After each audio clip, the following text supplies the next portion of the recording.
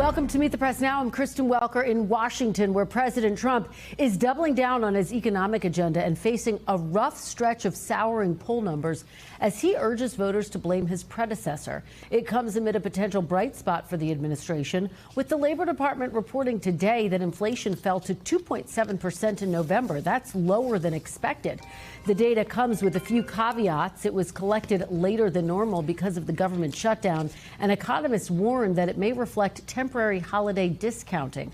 Still, Wall Street liked the news, ending the day in the green after several days in the red. It comes after President Trump delivered a combative and fiery primetime address to the nation last night, repeatedly blaming former President Biden for what he called the, quote, mess he inherited, while defending his economic policies with some over-the-top rhetoric and, at times, outright falsehoods.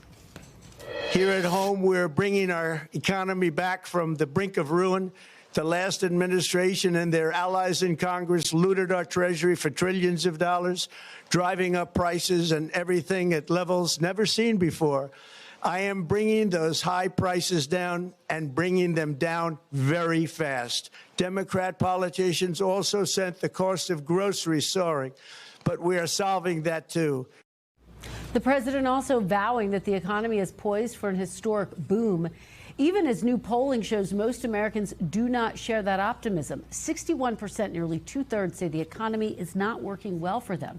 That's according to an NPR PBS News Marist College poll. And a majority of Americans, 59%, say President Trump is responsible for the state of the economy, according to a new Quinnipiac University poll. Today, National Economic Council Director Kevin Hassett acknowledging that this is Donald Trump's economy, while urging patience on concerns about affordability.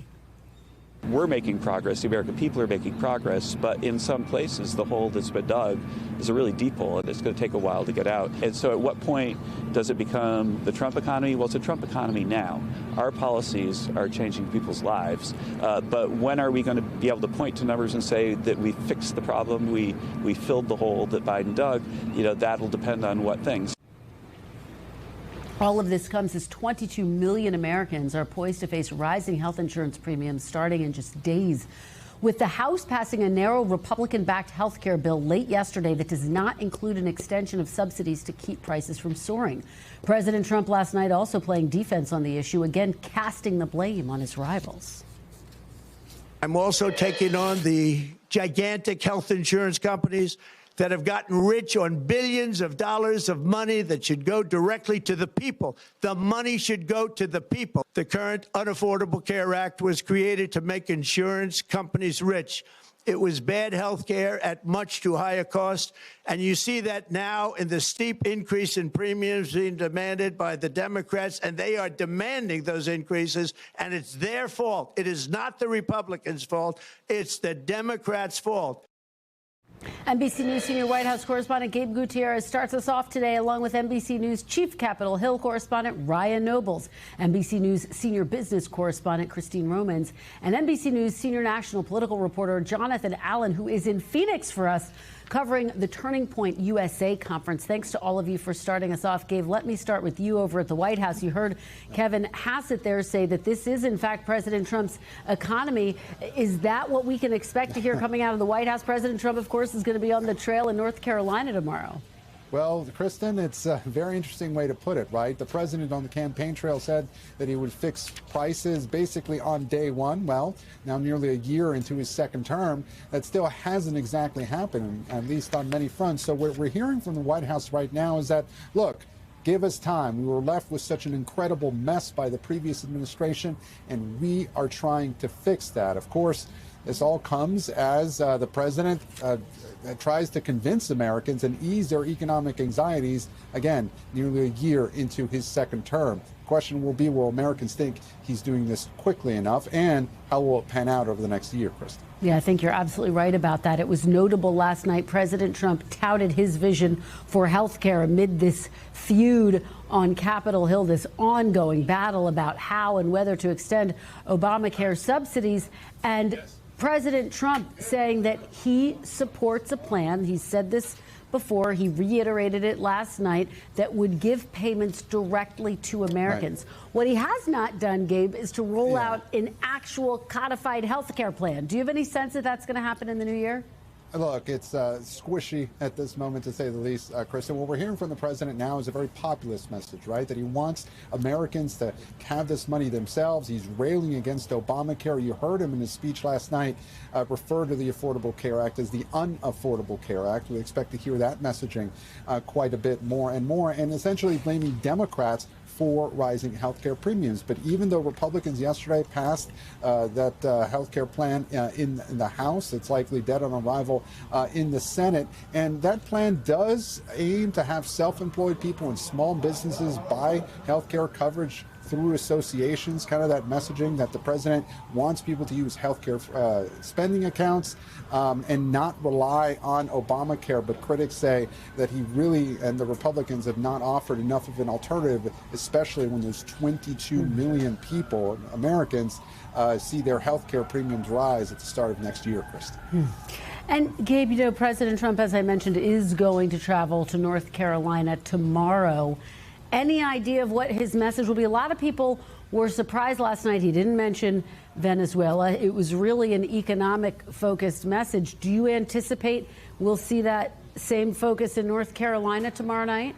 Well, look, his speech last night, Kristen, you watched it along with me. It did seem like a campaign speech in many ways, but on fast forward. He was really trying to tick through his greatest hits, and it did seem to be a very focused message on the economy. With when the president travels, he may be trying to focus on the economy, but the president, once he gets in front of the crowd, not in the White House reading from a teleprompter the whole time, he tends to get off script. But we do expect him to focus on the economy. A big question will be in the coming weeks and months is how he tries to sell his economic agenda. He seems to not have an affinity for the word affordability, something that he views as Democrats trying to appropriate. But we do plan or do expect to see him try to sell his economic agenda in the coming months. And that speech he will give tomorrow in North Carolina. He was asked about that today as well, Kristen. All right, Gabe Gutierrez for us at the White House. Gabe, thank you so much. Ryan Nobles, let me head over to you on the other side of Pennsylvania Avenue. So there has been a lot of activity there, Ryan, but now lawmakers poised to get out of town after failing to extend health care subsidies. Is there basically no hope left that there can be a deal? No, it's over, Kristen. We saw the jailbreak here in the House of Representatives about an hour ago, where they headed down the Capitol steps and it's rushed as quickly as they could to the Washington, D.C. area airports to rush back to their districts to celebrate the Christmas holiday. There's just no scenario in which those premium subsidies are going to be extended beyond December 31st. So this is going to be a reality for 22 million Americans. They're going to have to deal with the consequences of this inaction by Congress. I think the question now, Kristen, is will there be some action quickly when they return after the new year? And I think that remains an open question. Absolutely. And I guess the other big question is, how is this going to play in the midterms? Democrats are already poised to put this issue front and center. Now, of course, their messaging around it will depend on whether or not they can actually get a deal in the new year. How do you see this playing out, Ryan? You know, I do think it's interesting, Kristen. As this all played out yesterday, there was a degree of optimism from the moderates in both the House and Senate that perhaps they've created a vehicle to come up with some sort of deal in the early part of 2026. And that vehicle was the discharge petition, which was signed by 218 members, 4 Republicans breaking ranks with Speaker Johnson to force a vote on the floor for a 3-year extension of those Affordable Care Act subsidies. Now, no one believes that the Senate will just pass that bill and the subsidies will be extended for 3 years. But I was there as a group of moderate Republicans and Democrats from both the House and Senate huddled after that discharge petition ripened, and they were having a substantive conversation about using that vehicle to then come up with a more broad-based plan, one that would create reforms to those subsidies, perhaps put income caps attached to those subsidies, and then also have a broader conversation about health care in general. I think there is a feeling that perhaps something in that vein could get the votes necessary in both the House and Senate to have substantive health care reform. But as we've seen time and time again, since the Affordable Care Act was passed way back in 2017, there are always hiccups when it comes to health care reform. It is a complicated and complex topic with a wide range of opinions on how to make it better. So while there's optimism, I would say there's no guarantee that something's actually going to come together, Kristen. So, Ryan, let me just ask you a quick follow-up, because there's been a lot of focus on House Speaker Mike Johnson, how he navigated this health care battle. And of course, it's ending, as you say, at the end of the year with 4 moderate Republicans breaking to sign on to this discharge petition, coming on the heels of that discharge petition over the Jeffrey Epstein files. Yeah. Is this a major setback for the House Speaker? How's it playing? I don't see how you could interpret it as anything but. There was a reason that Mike Johnson was very much opposed to using the discharge petition as a way to get the Epstein files to be released. It wasn't necessarily about the Epstein files specifically, even though he was very much opposed to that path, but it was about the discharge petition itself, because it opens up the floodgates now. It is now a green light for any erstwhile Republicans who are upset with something that leadership is doing. If they can come up with something that can get every single Democrat on board, they don't need leadership anymore to get something passed. And we've seen it now with the ACA subsidies extension. We're going to see it with Russia sanctions. So there's a discharge petition that just got its 218th signature today for a Russia sanctions bill. It could happen with stock trading, preventing members of Congress from trading stocks. And so this is something where, in many ways, Speaker Johnson's going to lose control of the narrative here. He's not going to be able to pick and choose which pieces of legislation get to the floor. He is insistent, Kristen, that he hasn't lost control, but I think the facts right now are telling a much different story. All right, Ryan Nobles, you're going to have a busy start to your new year. Ryan, thank you so much. Really appreciate it. Christine Romans, let me head over to you. We did get a new inflation report today. Walk us through what the top takeaways are and the fact that it was lower than expected, right? Yeah, it was lower than expected, 2.7% the inflation rate. And that's really notable because we didn't get a reading for October. We've been flying blind here because of the government shutdown. So this number really surprising a lot of economists. In fact, at Wells Fargo, the team of economists there said, take this number with the entire shaker of salt. Not just a grain of salt, because we don't really know that the government was able to get all the pieces together that they need to give us a clear picture, especially since we had nothing in October. So I think that's the important takeaway. It shows prices are still rising, but not rising as briskly as they had been in the past couple of months. And you can see the gap there on that chart. Really rare, Kristen, to have a gap in official economic statistics from the government. It just shows you how deep and damaging that government shutdown was. Yeah, no doubt. It was notable in the president's speech last night. He said that he has brought down prices. Certainly some prices have come down, but others have gone up. What is the fact check here on this idea about prices coming down? So the president conflates often the inflation rate and prices. The inflation rate is still rising, right? The inflation rate is 2.7%. That means prices are rising. They're just not rising as quickly. He talked about egg prices, and he said he's bringing down egg prices. Well, egg prices hit a record high on his watch in March of this year, and now they have been coming off those worst levels. Gas prices are declining year over year. And the president takes credit for that as well. That is one place where I have seen prices falling, but prices are still rising. That's what happens in an economy. In a healthy economy, inflation is about 2%. You can see 2.7% was a relief today. You can see how much higher this inflation rate still is than that 2% healthy economy kind of rate. And just one, I guess, armchair quarterback day after fact checking, he said he inherited this disaster from the Biden administration. At the end of the Biden administration, the inflation rate was 3%, which is exactly what it was before the government shut down here. So essentially, there have been a lot of progress made on inflation, and now we've sort of seen a stall there. The president really trying to manifest that prices are coming down to tell people to feel better about things. The White House keeps saying wages are rising faster than inflation. That is true. But I tell you, when I talk to people, I I was in an Aldi supermarket parking lot yesterday talking to people. When I say, but your wages are rising faster than inflation, the eye rolls are pretty ubiquitous. People don't feel like they have more money. Yeah, it's all about what people feel. All right, Exactly. Christine Romans, thank you so much, as always, for breaking down these complicated figures for us. Jonathan, let me turn to you. You were there at the Turning Point USA conference. What are you hearing? What did Trump supporters say about what they heard last night and how they feel about the economy?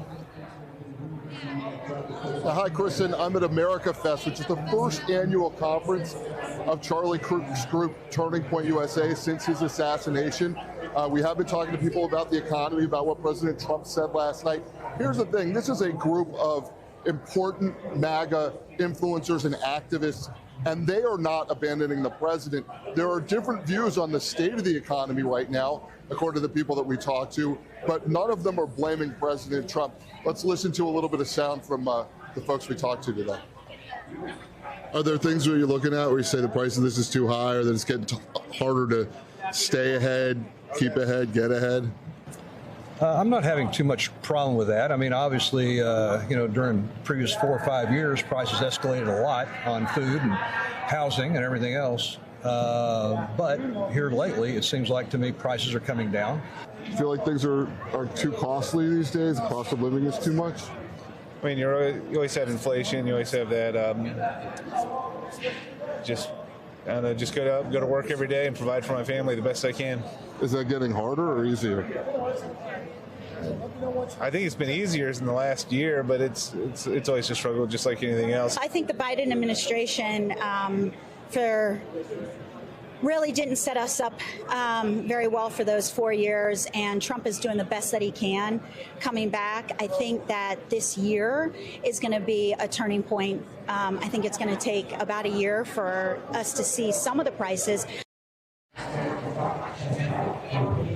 Kristen, I also talked to 2 young women in a conversation who are professionals, meaning they are in professional industries, and they said that the best indication they had of the economy right now is that they had both moved back in with their parents after getting jobs, after school, did not feel like they could afford to live on their own, either with rent or mortgages. So definitely some concerns about where the economy is, but again, these folks here are not blaming President Trump. They are going to hear from a whole number of people, luminaries, who are going to talk to them about how great they think President Trump is, including Erica Kirk, Tucker Carlson, Donald Trump Jr., Vice President Vance. And so this is a conference where there's going to be a lot of energy and a lot of pushing to get folks activated for those midterm elections that you and Ryan were talking about earlier.